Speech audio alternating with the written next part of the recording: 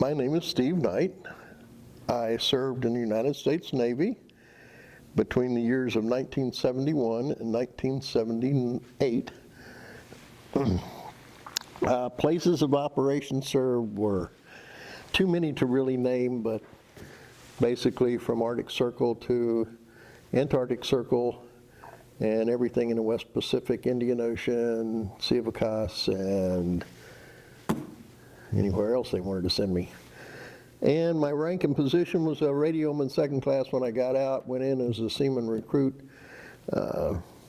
Position was a radioman, and I was responsible most of the time for all the communications between my current duty station and the outside world. What was the food like? Aboard ship, it was excellent. Boot camp, not so much. You just got what they gave you, and that was it.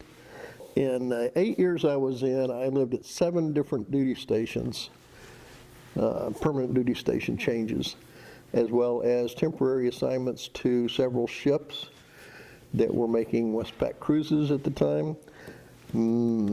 Base housing to start, which was pretty basic, just 4 walls, a bedroom, a kitchen, and a bathroom, and that was it. And after that, it was aboard ship. Anytime we were assigned to a ship, we had a berthing compartment, and there was one guy to a bunk, and you usually had about 3 feet of space in which you lived and slept in. A locker to put all your stuff in, which was usually under the mattress, which was part of that 3 feet. What little off time we had was either spent sleeping, or if we got extra time off and more than 12 hours, we might go out on the out into the civilian world and have dinner. We got a lot of USO shows in the area that came through quite often. We'd also always go to those. They're usually held at the enlisted club on base. That was always fun. USO is? USO?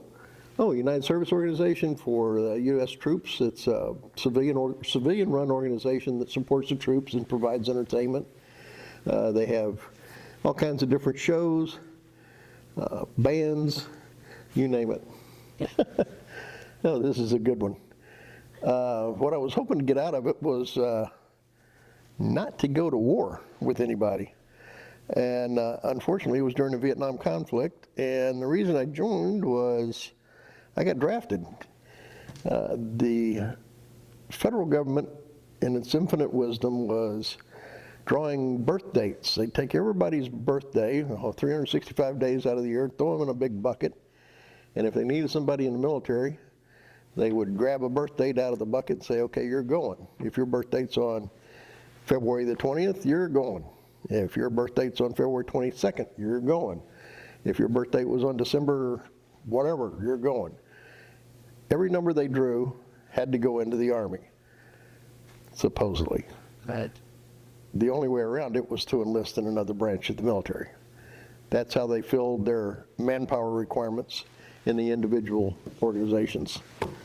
So mine was 66 out of the 230 some odd they were taking that year, so I was pretty much assured I was going in the Army. A buddy of mine and I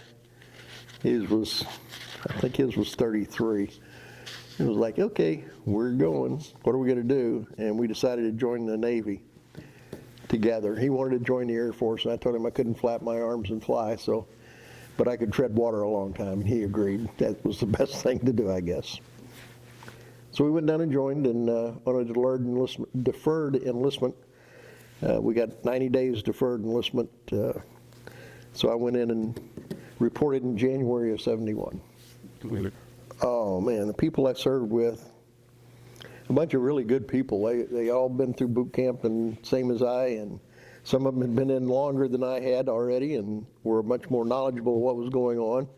And I looked to those people for help in getting through what I was going through. That was all new to me. And believe it or not, they helped a lot. As far as keeping in touch, we kept in touch when we were in the Navy, but once we got out, we kind of fell apart. One individual that I kept in touch with was, well, actually 2. John Moriarty was a young man that was the craziest UDT diver I'd ever met in my life. And he and I got to be pretty close friends while I was in the Special Forces down in San Diego, Coronado Island. But that was my second tour of duty. So, but other than that, nope, didn't keep up with too many of them. I don't know how it really shaped my character, other than it made me a lot tougher than I was when I got out of high school. It changed my life, and it gave me some direction, some guidance, taught me how to get along with others better, taught me the value of an education, and a good one. So kind of followed through with that with correspondence courses while I was at sea, and nothing to do, a lot of downtime at sea. So we took a lot of correspondence courses and tried to improve ourselves and to make rank too. So you move up in the ranks as you do it. That helped. Oh, this is a good one. Don't volunteer for anything while you're in the military, that is. After you get out, that's fine. No problem. But when you're in, they can pull all kinds of tricks and sneaky things on you.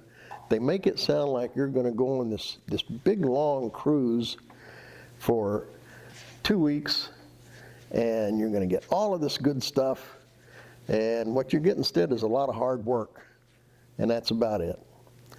So don't trust them. Everybody from the recruits all the way up to the senior chief or the master chief or the drill sergeant or whoever you happen to be in charge of, you at the time, will tell you all kinds of stories about you're going to enjoy doing this so much, and you're not.